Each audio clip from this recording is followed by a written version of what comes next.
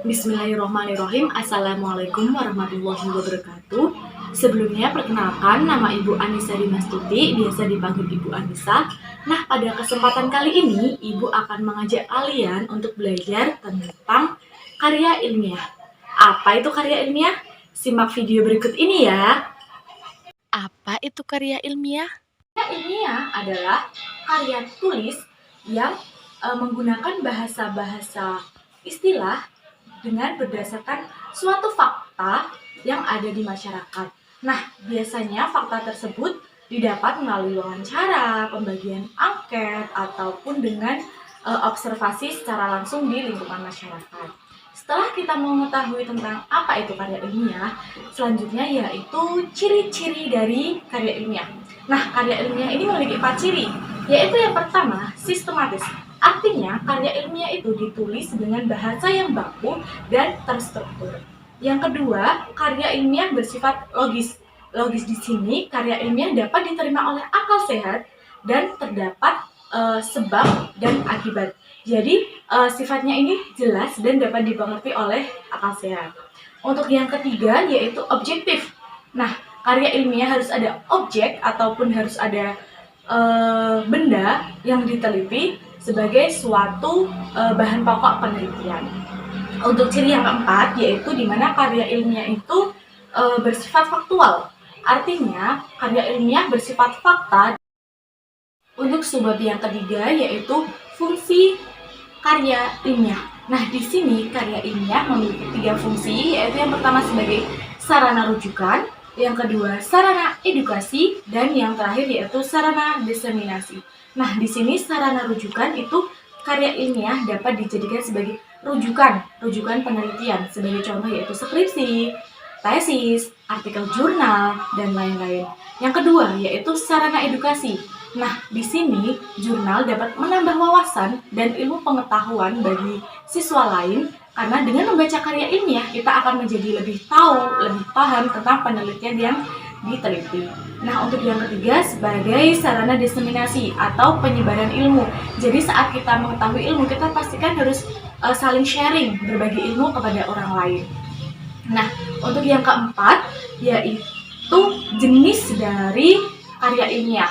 Nah, di sini karya ilmiah memiliki 3 jenis, yaitu karya ilmiah populer, yang kedua karya ilmiah semi populer, dan yang terakhir karya ilmiah resmi.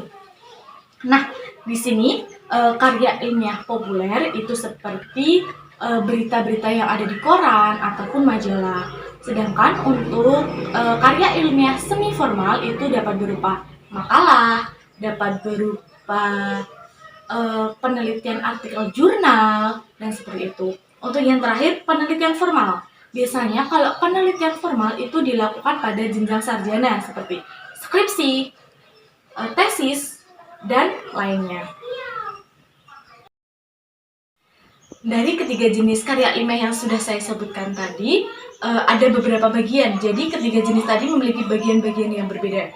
Untuk yang pertama, karya ilmiah populer itu menggunakan struktur bentuk yang mana suka. Artinya itu sesuai kemauan dari penulis, asalkan isinya itu berisi tentang sebuah fakta. Sedangkan untuk jenis semi formal itu memiliki bagian, yaitu yang pertama judul, yang kedua pendahuluan, yang ketiga teori ataupun kajian pustaka, yang keempat metode, yang kelima isi dan pembahasan, yang keenam simpulan, dan yang terakhir saran. Nah, di sini karya ilmiah semi formal memang lebih kompleks daripada karya ilmiah populer. Namun, yang lebih kompleks lagi yaitu karya ilmiah resmi atau karya ilmiah baku. Nah, di sini karya ilmiah resmi atau baku atau formal itu memiliki beberapa bagian. Yang pertama yaitu judul, yang kedua pendahuluan. Nah, pendahuluan ini berisi tentang latar belakang masalah, manfaat penelitian, rumusan penelitian, dan lain-lain. Sedangkan untuk yang kedua yaitu kajian pustaka. Nah, di sini kajian pustaka itu berisi tentang teori-teori yang digunakan untuk menunjang penelitian. Selain itu juga menggunakan kajian-kajian yang relevan yang sesuai dengan penelitian yang akan dilakukan. Untuk poin yang ketiga yaitu metode penelitian. Di sini metode penelitian itu dapat berupa teknik pengumpulan datanya, bisa berupa metode yang digunakan, dapat berupa sampel datanya, seperti itu. Sedangkan untuk yang selanjutnya yaitu isi dan pembahasan. Biasanya pembahasan itu berupa data-data pokok yang didapat dari metode penelitian tadi. Dan isi dan pembahasan itu menjawab rumusan masalah yang ada di pendahuluan. Jadi antara pendahuluan, antara kajian teori, metode, dan pembahasan itu saling relevan, saling berkaitan untuk menunjang pembahasan yang akan dibahas. Untuk yang selanjutnya yaitu simpulan. Nah, di sini simpulan ini menggunakan bahasa yang singkat, padat, dan jelas. Nah, di sini berguna untuk agar pembaca tidak bingung dan pembaca langsung mengetahui isi dari penelitian yang dilakukan. Seperti itu. Untuk yang selanjutnya yaitu saran. Nah, di sini saran itu dapat digunakan sebagai referensi untuk penelitian selanjutnya. Dalam hal ini, saran juga bisa berisi tentang kekurangan kita ataupun harapan peneliti yang lain. Nah, setelah simpulan dan saran ada juga daftar pustaka. Nah, di sini perlu adanya daftar pustaka karena bertujuan agar penelitian yang kita lakukan itu tidak plagiat atau tidak meniru penelitian yang lain. Karena dalam daftar pustaka kita mencantumkan sumber yang kita tulis, seperti itu.